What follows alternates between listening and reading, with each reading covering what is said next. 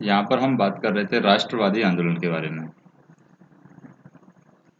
राष्ट्रवादी आंदोलन, तो राष्ट्रवादी आंदोलन के अंदर क्या होता है, जैसे उग्र राष्ट्रवाद के विकास की हम बात कर रहे थे 1905 से 1918 के बीच में उग्र राष्ट्रवाद का विकास है किस तरीके से हुआ है। तो उसमें हमने यहाँ पर प्रशिक्षित नेतृत्व है, उसके अंदर हम पढ़ेंगे बंगाल का विभाजन यानी बंग भंग, बंगाल का विभाजन हम पढ़ेंगे। बंगाल का विभाजन, जिसको बंग भंग भी बोला जाता है। इस तरह 1905 में जब बंगाल को दो टुकड़ों में बांट दिया गया, तब तक उग्र राष्ट्रवाद की उदय की परिस्थितियां विकसित हो चुकी थी। इसी के साथ भारत के राष्ट्रीय आंदोलन का दूसरा चरण आरंभ होता है। 20 जुलाई 1905 को लॉर्ड कर्जन ने एक आज्ञा जारी करके बंगाल को यहाँ पर दो भागों में तोड़ दिया था। तो 20 जुलाई 1905 की बात है, यानी 20 जुलाई 1905 को बंगाल को दो भागों में यहाँ पर तोड़ दिया जाता है और लॉर्ड कर्जन की आज्ञा से इसको तोड़ा जाता है। पहले भाग में पूर्वी बंगाल, असम थे और इसकी आबादी 3.1 करोड़ थी, जबकि दूसरे भाग में शेष बंगाल था, उसकी जनसंख्या थी वो 5.4 करोड़ थी, जिसमें 1.8 करोड़ बंगाली और 3.6 करोड़ बिहारी और उड़िया थे।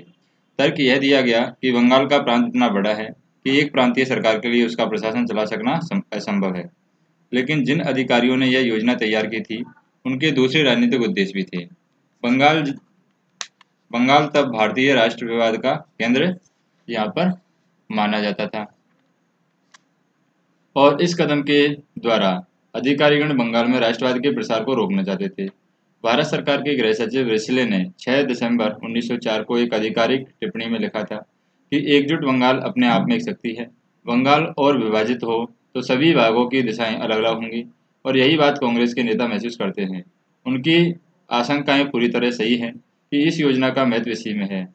हमारा एक उद्देश्य हमारे शासन के विरोधियों को तोड़ना और इस प्रकार उन्हें कमजोर करना है। भारतीय राष्ट्रीय कांग्रेस और बंगाल के राष्ट्रवादियों ने विभाजन का जमकर के विरोध किया। बंगाल के भीतर भी जमींदारी, व्यापारी, वकील, छात्र, नगरों के गरीब लोग, स्त्रियां, समाज के विभिन्न वर्ग अपने प्रांत के विभाजन के विरोध में स्वतः स्फूर्त ढंग से उठ खड़े हुए। राष्ट्रवादियों ने बंगाल के विभाजन को एक प्रशासकीय उपाय ही नहीं बल्कि भारतीय राष्ट्रवाद के लिए एक चुनौती समझा। उन्होंने इसे बंगाल को क्षेत्रीय और धार्मिक आधार पर बांटने का प्रयास माना। धार्मिक आधार पर इसलिए कि पूर्वी भाग में मुसलमान और पश्चिमी भाग में हिंदुओं का बहुमत था। उन्होंने समझा कि इस प्रकार बंगाल में राष्ट्रवाद को कमजोर और नष्ट करने का प्रयास किया जा रहा है। इससे बंगाली भाषा और संस्कृति को जबरदस्त धक्का लगता है। उनका तर्क था कि प्रशासन में कुशलता लाने के लिए हिंदी भाषी बिहारी और उड़िया के प्रांत के बंगाली भाषी क्षेत्र से अलग किया जा सकता है। इसके लिए सरकार ने यह कदम जनमत की पूरी तरीके से अपेक्षा करके उठाया था। विभाजन के खिलाफ बंगाल के विरोध की तीव्रता का कारण यह भी था कि इससे एक बहुत ही संवेदनशील और साहसी जनता की भावनाओं को चोट पहुंची थी। फिर बात करते हैं हम बंग विरोधी आंदोलन की। कौन से आंदोलन? बंग भंग विरोधी आंदोलन। तो बंग भंग विरोधी आंदोलनों के बारे में बात करते हैं। बंग भंग विरोधी आंदोलन व स्वदेशी और बहिष्कार आंदोलन बंगाल के पूरे राष्ट्रीय नेतृत्व के प्रयासों के कारण था। न तो आंदोलन के किसी एक वाक्य के आरंभ में उसके प्रमुखतम नेता सुरेंद्रनाथ बनर्जी और कृष्ण कुमार मित्र जैसे नरमपंथी नेता थे, मगर बाद में उनका नेतृत्व उग्र एवं क्रांतिकारी राष्ट्रवादियों ने संभाल लिया। वास्तव में आंदोलन के दौरान नरमपंथी और उग्र राष्ट्रवादी दोनों में एक दूसरे ने सहयोग किया। विभाजन विरोधी आंदोलन की बात करें, विभाजन विरोधी आंदोलन कब होता है? 7 अगस्त 1905 को आरंभ हुआ था। उस दिन कलकत्ता के टाउन हॉल में विभाजन के खिलाफ एक बहुत बड़ा प्रदर्शन हुआ था और इस सभा के बाद प्रतिनिधि आंदोलन को फैलाने के लिए पूरे प्रांत में फैल गए। विभाजन 16 अक्टूबर 1905 को हुआ और आंदोलन के नेताओं ने इस दिन को पूरे बंगाल में शोक दिवस के रूप में मनाने की घोषणा की है और उस दिन लोगों ने उपवास रखे। कलकत्ता में हड़ताल हुई। लोग बहुत तड़के ही नंगे पैर चल करके गंगा में स्नान करने पहुंचे। इस अवसर के लिए रविंद्रनाथ ठाकुर ने अपना प्रसिद्ध गीत अमार सोनार बंगला लिखा है, जिसे सड़कों पर चलने वाली भीड़ राष्ट्रीय गीत के रूप में अपनाया था और सड़कों पर चलने वाली भीड़ यहाँ पर गाती थी। बाद में इस गीत को बांग्लादेश के 1971 में अपनी मुक्ति के बाद अपने राष्ट्रीय गीत के रूप में बांग्लादेश ने अपनाया था। उस गीत का नाम क्या था? अमार सोनार बंगला। रविंद्रनाथ ठाकुर ने इस प्रसिद्ध गीत को लिखा था।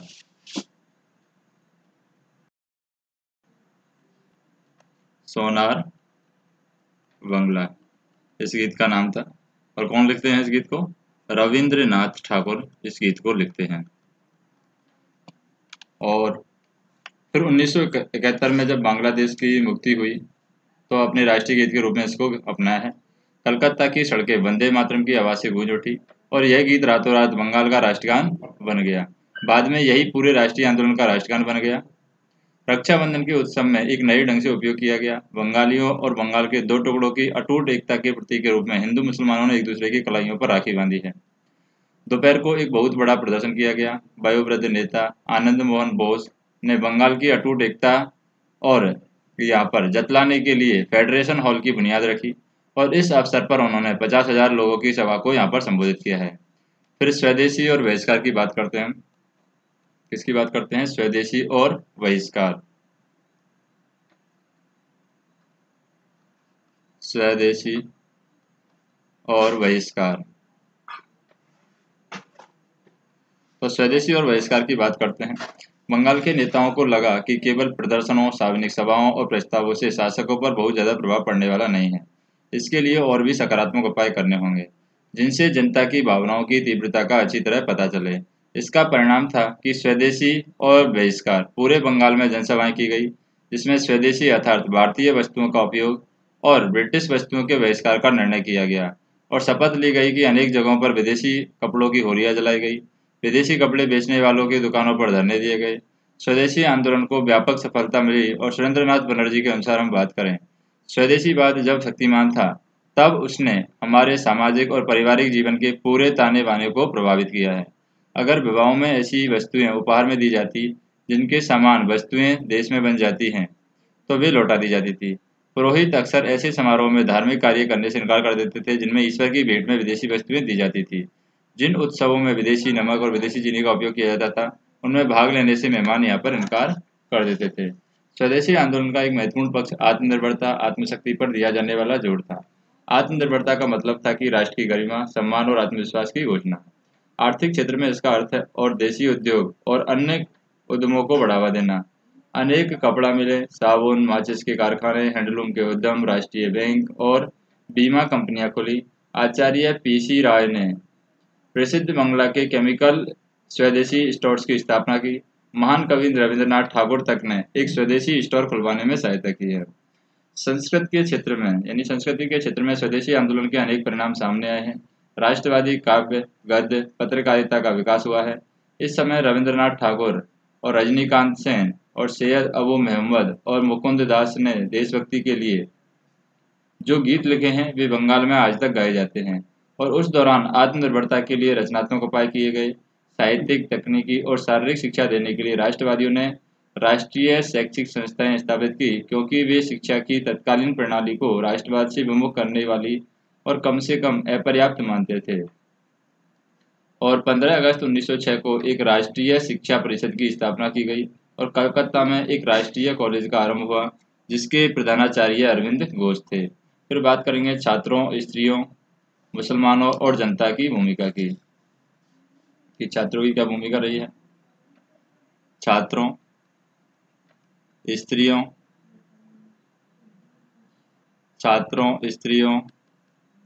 मुसलमानों और जनता की भूमिका के बारे में बात करें। मुसलमानों और जनता की भूमिका,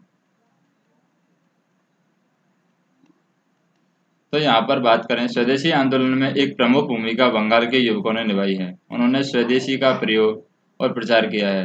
विदेशी वस्त्र बेचने वाली दुकानों के आगे धरने आयोजित करने लगे, आगे रहे हैं। सरकार ने छात्रों को दबाने का हर संभव कोशिश की है। जिन स्कूल और कॉलेजों के छात्र स्वदेशी आंदोलन में सक्रिय हो उन्हें दंडित कराने के आदेश जारी किए गए। उन्हें प्राप्त सहायताएं वैसे विशेषाधिकार यहाँ पर छीन लिए गए। उन्हें विश्वविद्यालय से असंबद्ध कर दिया गया। आंदोलन में शामिल छात्रों को छात्रवृत्ति की परीक्षाओं में बैठने से रोक दिया गया।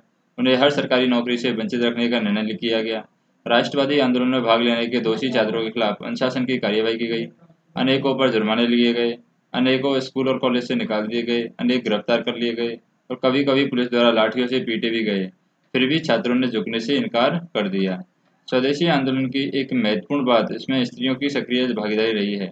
शहरी मध्य वर्ग की सदियों से घरों में कैद महिलाएं जुलूसों और धरनों में शामिल हुई हैं। इसके बाद राष्ट्रवादी आंदोलन से वे बराबर सक्रिय रही हैं। अनेकों प्रमुख मुसलमान नागरिकों ने स्वदेशी आंदोलन में भाग लिया है।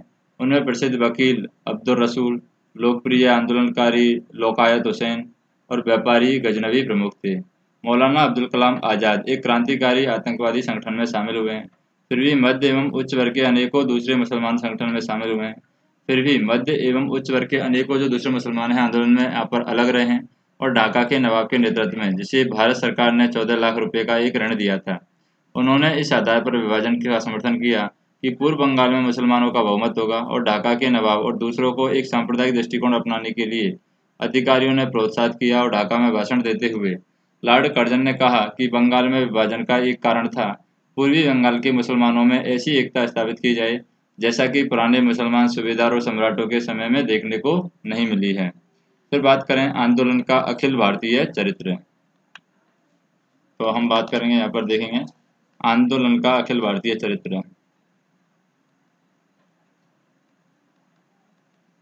आंदोलन का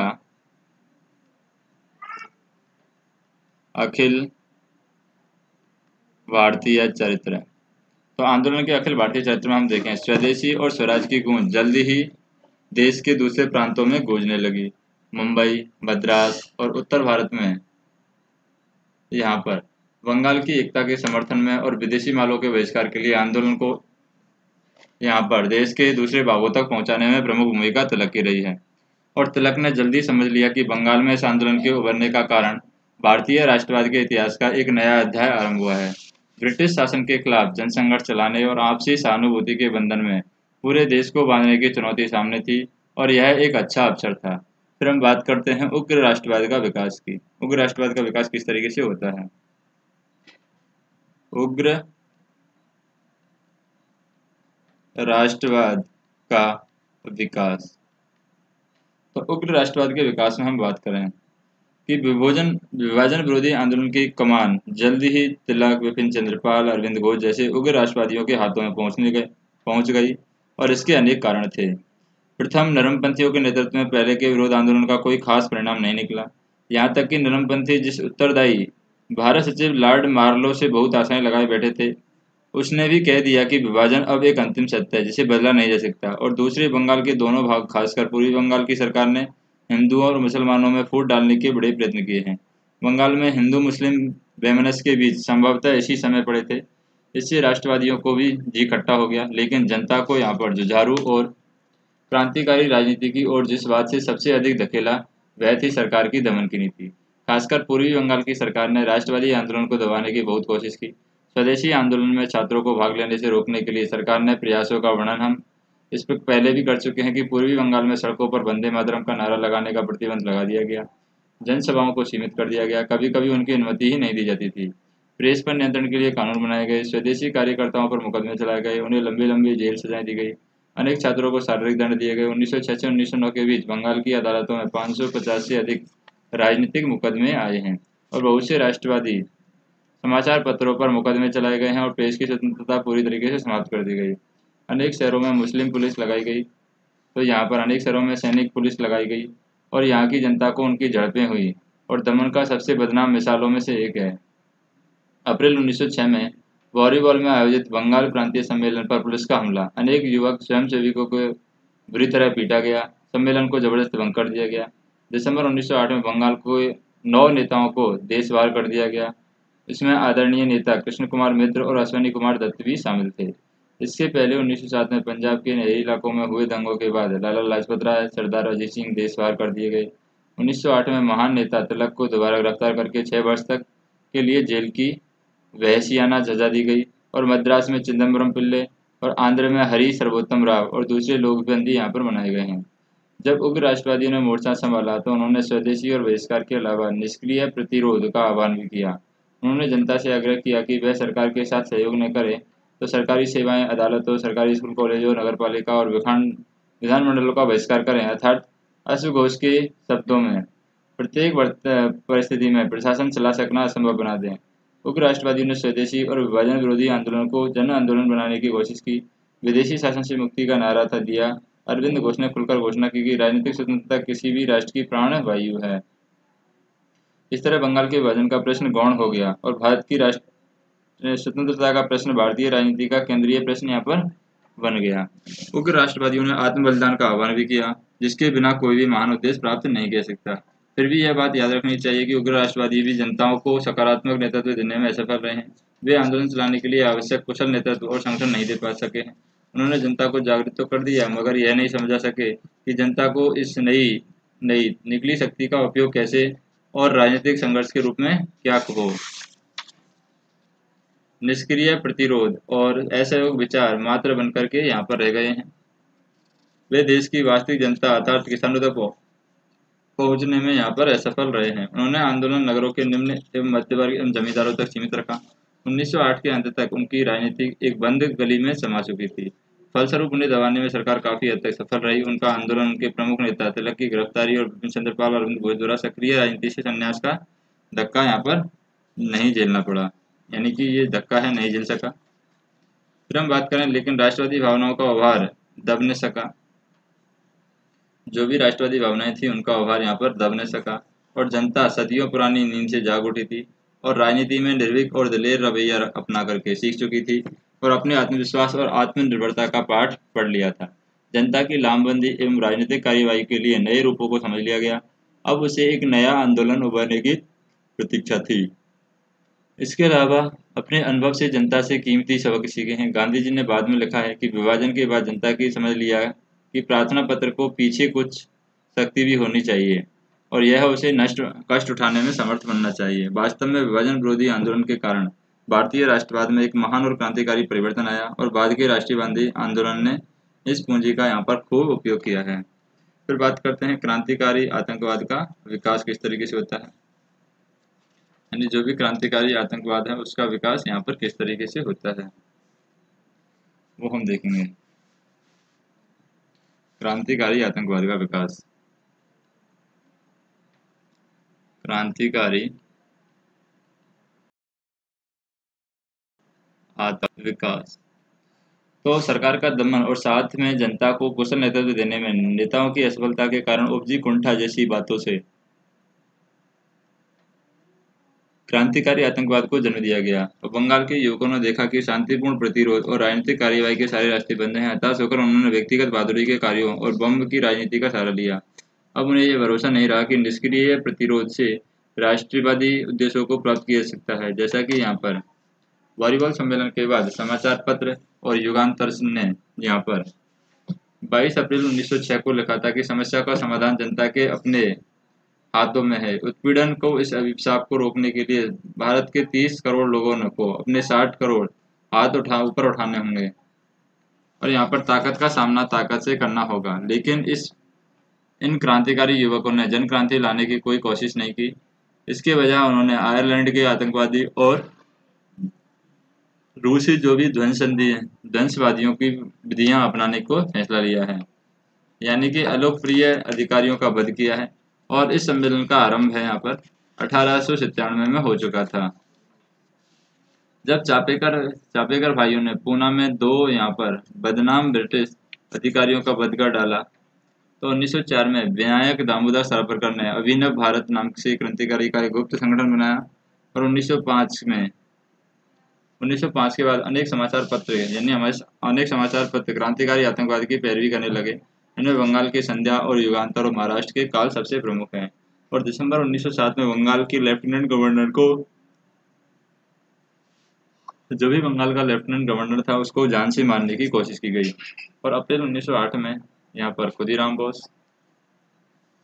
और प्रफुल्ल चौकी ने मुजफ्फर में एक बग्घी पर बम फेंका, जिसमें वे समझते थे कि बदनाम जज किंग्सफोर्ड बैठा है। और बाद में प्रफुल्ल चौकी ने गिरफ्तार से बचने के लिए खुद को गोली मार ली, जबकि खुदराम बोस पर मुकदमा चलाकर उसको फांसी दे दी थी। फिर यहाँ पर बात करें, क्रांतिकारी आतंकवाद का आंदोलन अब आरंभ हो चुका था। आतंकवादी युवकों की अनेक यहाँ पर गुप्त संस्थाएं बन चुकी थी। इनमें सबसे प्रमुख थी अनुशीलन समिति, जिसके द्वारा अनुशीलन समिति जिसके ढाका खंड की वो अकेली 500 शाखाएं थी। नेक्स्ट हम देखें, क्रांतिकारी आतंकवादी समितियां जल्द ही देश के दूसरे भागों में सक्रिय हो उठी। उनका हौसला इतना बढ़ गया कि अब वह बादशाह लॉर्ड हर्डिंग्स दिल्ली में एक सरकारी जुलूस में हाथी पर बैठा था, तब उस पर भी उन्होंने बम फेंका और इस हमले में यहाँ पर वायसराय घायल भी हो गया था। क्रांतिकारियों ने अपनी गतिविधियों के केंद्र विदेशों में भी खोजे हैं। उनकी पहल लंदन में श्यामजी कृष्ण, विनायक दामोदर सावरकर और हरदयाल ने भी, जबकि यूरोप में उनके प्रमुख नेता यहाँ पर कौन थे? मादाम भिकाजी कामा और अजीत सिंह, इनके यूरोप में प्रमुख नेता थे। आतंकवादी आंदोलन में धीरे धीरे ठंडा पड़ गया। वास्तव में एक राजनीतिक अस्त्र के रूप में आतंकवाद की असफलता निश्चित थी। इसने जनता को गतिमान नहीं बनाया। वास्तव में जनता में इसका कोई आधार नहीं था, लेकिन भारत में राष्ट्रवाद के विकास में आतंकवादियों का बहुमूल्य योगदान रहा है। जैसा कि एक इतिहासकार ने कहा है कि उन्होंने हमें अपने मनुष्यत्व पर गर्व करना भी सिखाया है। हालांकि राजनीतिक रूप से चेतना अधिकांश लोग आतंकवादियों के राजनीतिक दृष्टिकोण से सहमत नहीं थे, फिर भी ये आतंकवादी अपनी वीरता के कारण अपने देशवासियों में बेहद लोकप्रिय हैं। भारतीय राष्ट्रीय कांग्रेस की बात करते हैं, जो 1905 से 1914 तक इनकी क्या स्थिति रही है। भारतीय राष्ट्रीय कांग्रेस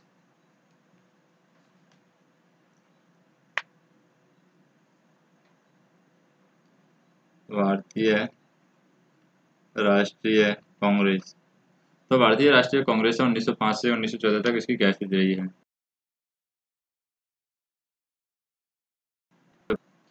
तो बंग भंग विरोधी आंदोलन ने भारतीय राष्ट्रीय कांग्रेस पर एक गहरा प्रभाव छोड़ा है।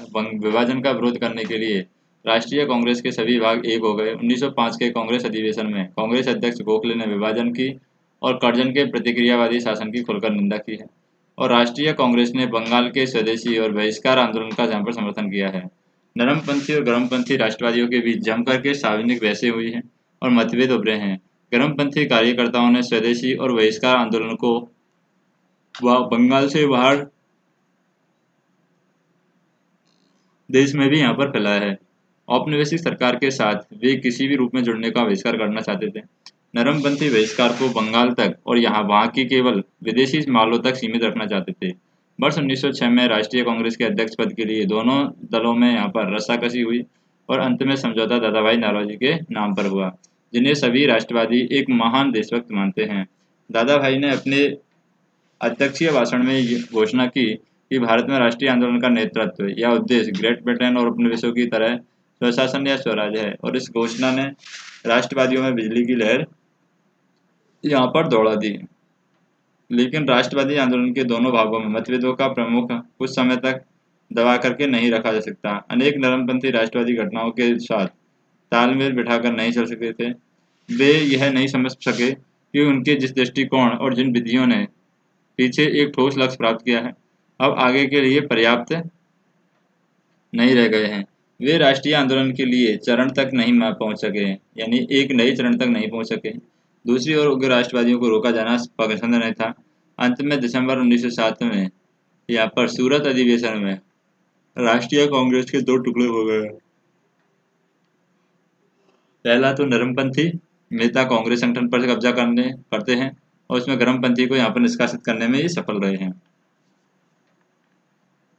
फिर हम बात करें, लेकिन अंततः इस विभाजन से लाभ किसी भी दल को नहीं हुआ। नरमपंथी नेताओं का राष्ट्रवादियों की नई पीढ़ियों से संपर्क टूट गया और विदेशी सरकार ने भी बांटो और राज करो का खेल खूब खेला है, और उन्होंने गर्मपंथी राष्ट्रवादियों का दमन किया है। इसके लिए उन्होंने चरमपंथी राष्ट्रवादियों को अपने पक्ष में लाने का प्रयत्न यहाँ पर किया है, और नरमपंथी यहाँ पर राष्ट्रवादियों को खुश करने के लिए उन्होंने 1909 इंडियन काउंसिलिंग एक्ट के रूप में सार्वजनिक सुधारों की घोषणा की है, और इसी कानून को 1909 में मार्ले मिंटो सुधार के नाम से जाना जाता है। 1911 में सरकार ने बंगाल का विभाजन समाप्त कर देने की घोषणा की है और पश्चिम और पूर्वी बंगाल का फिर से यहाँ पर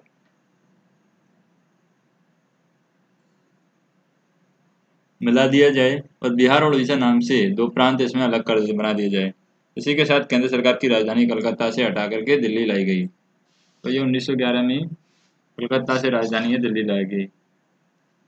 मार्ले मिंटो सुधार में एम्पोरियल इंपीरियल लेजिस्लेटिव काउंसिल और प्रांतीय परिषदों में चुने हुए सदस्यों की संख्या बढ़ा दी गई, लेकिन ऐसे अधिकांश सदस्यों का चुनाव अप्रत्यक्ष रूप से होना था।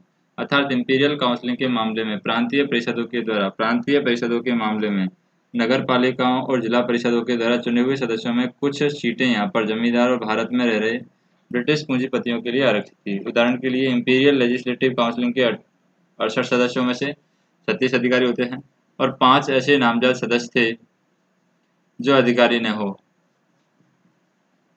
और शेष 27 सदस्य चुने हुए थे, जिनमें से 6 बड़े जमींदार के और 2 ब्रिटिश पूंजीपतियों के प्रतिनिधि थे। इसके अलावा सुधार के बाद ये सभी परिषदें वास्तविक शक्ति से वंचित होने होती और केवल यहाँ पर सलाहकार समितियों का काम करती हैं, और इन सुधारों से ब्रिटेन शासन के लोकतंत्र विरोधी और विदेशी चरित्र में विदेशियों के द्वारा देश के आर्थिक शोषण में कोई भी परिवर्तन नहीं हुआ है।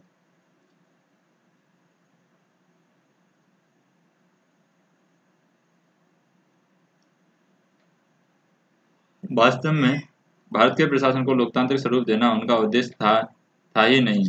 इस समय मार्ले ने खुलकर कहा है कि अगर यह कहा जा सकता है कि वर्तमान सुधार प्रत्यक्ष और अनिवार्य रूप से भारत में एक संसदीय प्रणाली की स्थापना है कि और हमें ये ले जाएंगे, कम से कम मेरा इसमें कुछ लेना देना नहीं होगा। भारत सचिव के मुख्य रूप में उनका स्थान लेने वाले लॉर्ड क्रेव ने 1912 में स्थिति और स्पष्ट कर दी थी। भारत में एक वर्ग ऐसा है जो स्वयं शासन की आशा लिए हुए है, जैसा कि दूसरे डोमिनियन को दी गई है। मैं भारत के लिए इस तरह का कोई भविष्य नहीं चाहता। और 1909 में सुधारों के वास्तविक उद्देश्य नरमपंथियों का भ्रमित करना और नगरवादियों का यहाँ पर फूट डालना और भारतीयों के बीच नरमपंथियों का भ्रमित करना, राष्ट्रवादियों में फूट डालना, भारतीयों के बीच एकता को बढ़ने से रोकना था। इन सुधारों में अलग अलग चुनाव मंडलियों की प्रणाली भी आरंभ हुई है। इनमें से सभी मुसलमानों को मिलाकर के अलग अलग चुनाव क्षेत्र बनाए गए और इन चुनाव क्षेत्रों में अनेक मुसलमानों ने भी चुनाव जीते हैं, और यह काम अल्पसंख्यक मुस्लिम संप्रदाय की सुरक्षा के नाम पर किया गया, और वास्तव में यह हिंदुओं और मुसलमानों को फूट डालने और भारत में ब्रिटिश शासन को बनाए रखने की नीति का अंग था। और अलग अलग चुनावी मंडलों में यह प्रक्रिया इस धारणा पर आधारित थी कि हिंदू और मुसलमानों के राजनीतिक और आर्थिक अलग अलग हैं, और यह असंवैधानिक धारणा है, क्योंकि धर्म कभी भी राजनीतिक और आर्थिक हितों या राजनीतिक संगठन का आधार ही नहीं हो सकता। इसके लिए आर्थिक महत्वपूर्ण यह नहीं आत्विक में यानी अधिक महत्वपूर्ण यह बात यह है कि इस प्रणाली के व्यवहार में बहुत घातक परिणाम निकले, और इससे भारत के एकीकरण की निरंतर ऐतिहासिक प्रक्रिया में बाधा खड़ी हुई थी। यह प्रक्रिया देश में हिंदू और मुस्लिम दोनों ही तरह की सांप्रदायिकता का विकास का प्रमुख कारण सिद्ध हुई है। मध्यम वर्गीय मुसलमानों के शैक्षिक और आर्थिक पिछड़ेपन को दूर करने और इस प्रकार उन्होंने भारतीय राष्ट्रवाद की मुख्यधारा में शामिल करने के बजाय अलग अलग चुनाव मंडलों को इस प्रणाली से विकसित होते हुए राष्ट्रवादी आंदोलन से उनके अलगाव को यहाँ पर और स्थायी बनाया है। इससे अलगाववादी प्रवृत्तियों को बढ़ावा मिला है, और इससे हिंदू मुस्लिम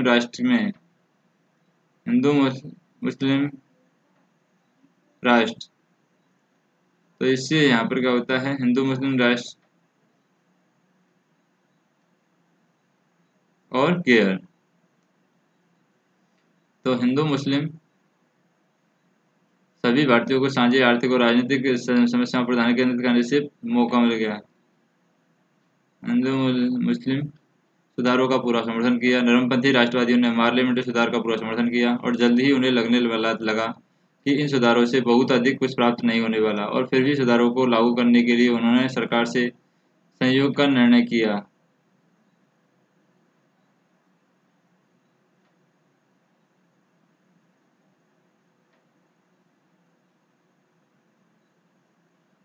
नेक्स्ट हम देखें यहाँ पर नरमपंथी राष्ट्रवादियों ने पार्लियामेंट्री सुधार का पूरा समर्थन किया। जल्दी उन्हें लगाने लगा कि इन सुधारों में बहुत अधिक कुछ प्राप्त नहीं हुआ है, और फिर भी सुधारों को लागू करने के लिए उन्होंने सरकार के सहयोग की। और नेक्स्ट हम देखें कि इन सुधारों को बहुत अधिक कुछ प्राप्त नहीं हुआ, और फिर भी सुधारों को लागू करने के लिए उन्होंने सरकार से सहयोग का निर्णय किया, और सरकार से यह सहयोग उग्र राष्ट्रवादियों के कार्यक्रम का विरोध करने के लिए बहुत महंगा सिद्ध हुआ। धीरे धीरे जनता में उनकी प्रतिष्ठा और जो समर्थन है वो कम होते गए, और वे एक मामूली से राजनीतिक समूह बनकर रह गए। फिर सांप्रदायवाद का विकास है वो हम नेक्स्ट ऑडियो लेक्चर के अंदर देखेंगे।